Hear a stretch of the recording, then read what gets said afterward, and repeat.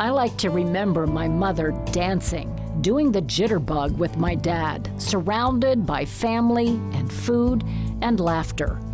Or swimming, always active, always doing something. The Betty everyone knew before Alzheimer's.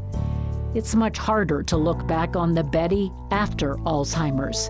The slow decline, the confusion, the first time she forgot my name, when she could no longer walk or talk. The Betty Alzheimer's created, because the 6.5 million Americans living with it and the people who love them know that Alzheimer's changes everything. Good evening, everyone. It's been nearly 20 years since my mother started showing the first signs of Alzheimer's. 7 years since it took her life. Each year, tens of thousands of families begin their own journey through this incurable organic brain disease. But there is hope. There are new treatments and services, and tonight you will hear about that with the help and support of the Alzheimer's Association of Central Ohio and a leading Alzheimer's researcher at The Ohio State University. You will also hear from caregivers and those living with dementia. If you have any questions, we have people here who can help. A team of experts on Alzheimer's is staffing our Call 4 lines. They're on the front lines of this disease. You can call 844-442-2554 at any time during this program. From warning signs to services, they've got answers for you. Alzheimer's is the most common type of dementia. The second most common type of progressive dementia is known as Lewy body disease. It is also caused by an abnormal deposit of protein on the brain. Jackie Babcock is living with it, but for a very long time, she and her husband did not know that. Tonight, you will see what untreated Lewy body can do. We first met with the Babcocks nearly a year ago. I was having trouble concentrating. Memory and concentration issues after a routine surgery. But just listen to some of what followed. I remember I had a blinding headache. I was starting to become delusional. I didn't understand what was going on around me. I couldn't put my thoughts together to say what I wanted to say. And all I kept telling everyone was, I'm not crazy. At this point, I'm thinking it's still post-operative cognitive dysfunction, but the more it went on, the more we realized we've got delusions, we've got hallucinations. She was seeing Santa Claus being pulled by Rudolph and ate pterodactyl. Jackie Babcock then developed Tourette's-like symptoms and obsessive-compulsive behaviors. It became an obsession with repeating where my neighbors lived, what their names were. I was compelled to read every single sign, every single license plate, every single tractor trailer, I couldn't stop. Neurologists told them to see a psychiatrist. Psychiatrists told them to see a neurologist. No one had an answer. Then it just all, there was just a blizzard of symptoms. It just all hit at once. So it wasn't a question of sometimes having delusions and sometimes having tremor and sometimes it was everything at once. Rich Babcock started documenting and videotaping his wife's behaviors. She was often catatonic with just brief moments of lucidity. I would see it in her eyes and I would know she was surfacing. You're within your mind, looking out at the world and not able to tell the world, I'm here. Yeah. Jackie describes it as being in a room with a TV off to the side playing reality. She could see it, but she couldn't reach it. It's just little bits and pieces of every memory from your entire life, and your brain is trying frantically to put it into something that makes some kind of sense. Then, late one night, as she wandered around the house, she had a brief flash of lucidity and spent what seemed like hours writing a 2-line note. I finally was able to get out. Help me, I'm still in here and I still can't get out. I remember going back to bed that night, just praying that he would find my note. And I found it, and at this point I knew that she was still in there. Rich then created a Facebook page asking friends and family if anyone had answers. When someone suggested it might be a form of dementia known as Lewy body syndrome, they were told to go to the Ohio State University Hospital for testing. A PET scan that uses a radioactive dye, and what they are able to see is a reduced uptake in the parietal lobe. An OSU doctor had the breakthrough, finally giving the definitive diagnosis, Lewy body. It's an organic brain disease similar to Alzheimer's. They had a diagnosis and then medicine that brought Jackie back. And it was a miracle. It was like waking up from the worst nightmare you can possibly imagine. Sometimes having Lewy's feels like being in solitary confinement without yourself. It is a progressive disease that she hopes to continue to hold off, thanks to the medicine and her husband's persistent search for answers. Talk to your friends, talk to your family members, have them reach out to people they know. The thing that I want relatives and caregivers and medical professionals to know, we are in here. Watch our eyes. We are in here and we're trying to get out. That was Jackie Babcock at the beginning of this year. So how is she now? Later in this program, you will see how the Babcocks are dealing with Lewy body dementia and how it progressed 1 year in. Lewy body symptoms include changes in cognition, movement, sleep, and behavior. Alzheimer's has similar early symptoms, in the early stages often confused with typical signs of aging. But those symptoms get so much worse. The Alzheimer's Association has identified the top 10 warning signs. One of the first and most common signs of Alzheimer's is memory loss, forgetting recently learned information like dates and events, and asking the same questions over and over without realizing it. Someone with Alzheimer's might lose their ability to develop and follow a plan or work with numbers, so they can't keep track of monthly bills or follow a familiar recipe. They often find it difficult to complete a daily task. Sometimes they have trouble driving to a familiar location, organizing a grocery list, or remembering how to play a favorite game. People with Alzheimer's can lose track of dates, seasons, and the passage of time.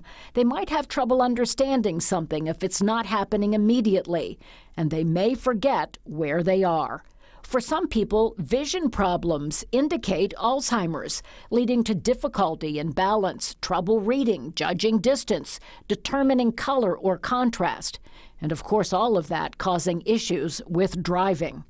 They might have trouble with words, speaking or writing, trouble following or joining a conversation. In the middle of a conversation, they repeat themselves. They struggle with vocabulary or have trouble naming a familiar object.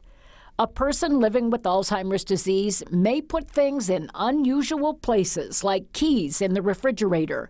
When they lose things, they're then unable to go back over their steps to find them again, or may accuse others of stealing.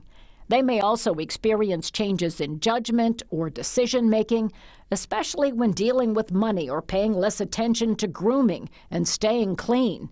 And because they may be unable to hold or follow a conversation, they might withdraw from social activities and hobbies, or even following a favorite team.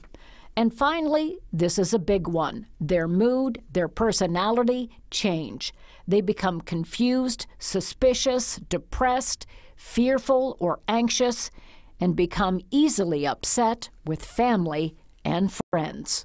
220,000 Ohioans are living with Alzheimer's, and 400,000 family members are caregivers, including Marianne Miller, a Central Ohio native who became the first female Air Force reservist in history to achieve the rank of 4-star general. General Miller walked away from that non-traditional role for women to take on a new role that is very traditionally female: caretaker. We had an 8-hour drive from Scott Air Force Base. Pulled up in the driveway and thought, wonder what tomorrow's going to be, because I'm not going to have any of this. I'm not going to have airmen wondering, what direction do we go next? What's next? What's the mission? What are we doing? It's going to be super hot today. General Marianne Miller came home to a new mission. Yeah. I have to come home and take care of my dad. I have 5 siblings. They all have families. It's my responsibility. I'm single. I'm gonna take care of him. At first, taking care of a parent with Alzheimer's was a duty, a sacrifice. And I thought, my gosh, how selfish can I be? My dad gave his whole life for all of us. Six kids, great mom, great family. So how selfish can I be? The former general gained new perspective after her former command chief sent her a poem. And I read it in the middle of the night, and it just all came together. It's called the Alzheimer's poem. Do not ask me to remember. Do not try to make me understand. Let me rest and know you're with me. Kiss my cheek and hold my hand. General Miller says it's a simple poem with a vital message. Just remember that I need you, that the best of me is gone. Please don't fail to stand beside me. Love me until my life is done. That was life-changing for me. Life-changing. Life-changing. And what she once viewed as sacrifice, she now sees as a gift from God. It touched my heart. I mean, I love my dad as much as you can love a human being. But there was that tension of, oh, I could be out there making another trip for the Air Force. I could be this, I could be that, it could be that. Lord's like, this is the boat I've put you in. Stay in it. This is where I need you. This is where your father needs you. Up next, the diet that can feed your brain. And we sit down with a leading Alzheimer's researcher to talk about what's being called a breakthrough. If we are what we eat, I am pasta and potatoes. You probably already know that your eating habits can determine your chances of getting or avoiding heart disease and diabetes. But nutrition also can impact the health of your brain. And research shows certain whole foods can protect your cognitive functions, how you think, how you remember.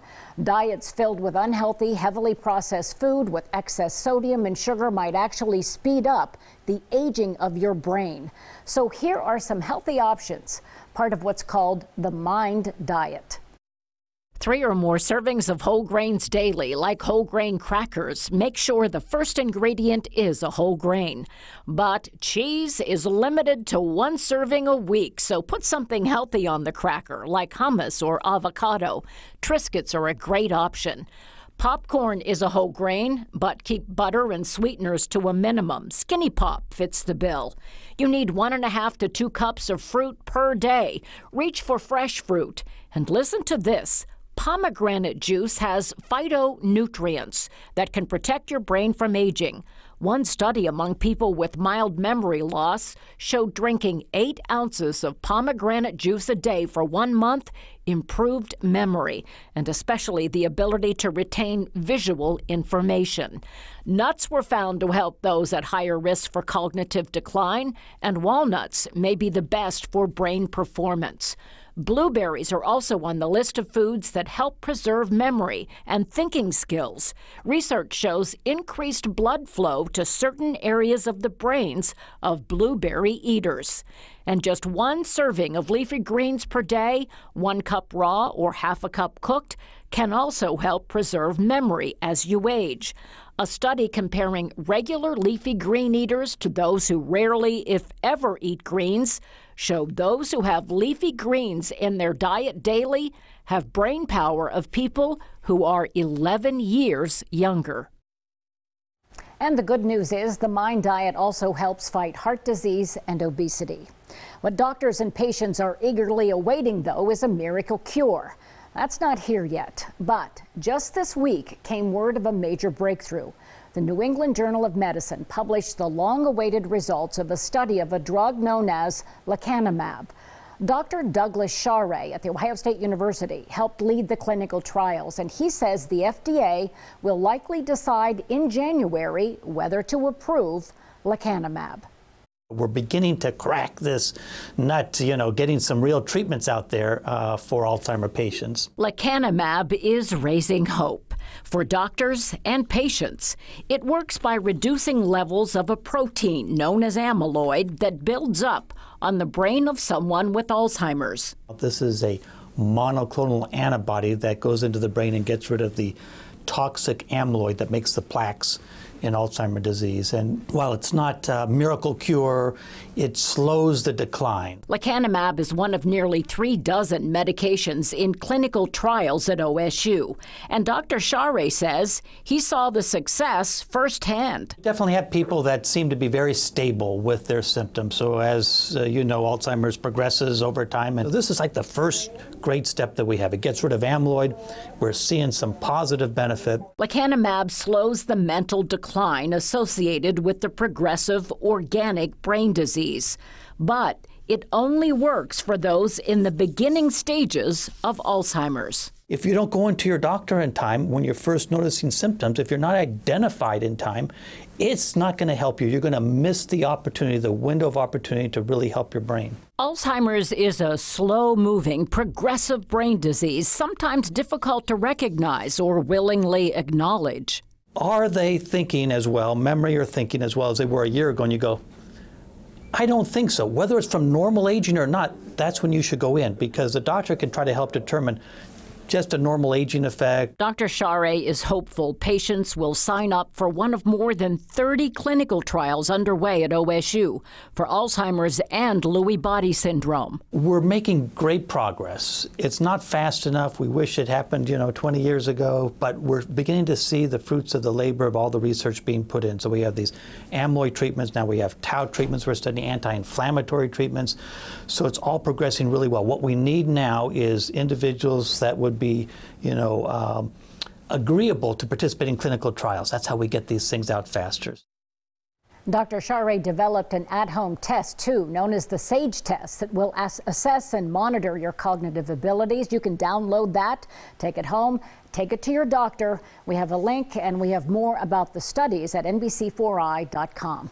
We've been following this year Jackie Babcock on her journey through Lewy body after she wrote that desperate note.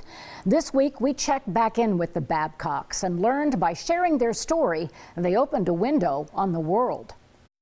They tracked me down from your initial interview that aired, and we found out that this actually aired also as far away as Australia. It was picked up in New Zealand. It was picked up by some NBC affiliates there. Messages from a world away led to connections with Facebook support groups, one for people living with Lewy body and one for overwhelmed caregivers. And the Babcocks over and over again were contacted by people who are benefiting from their experience, their research, their intimate knowledge of Lewy body. It feels great to be able to help, but it really sucks to have to.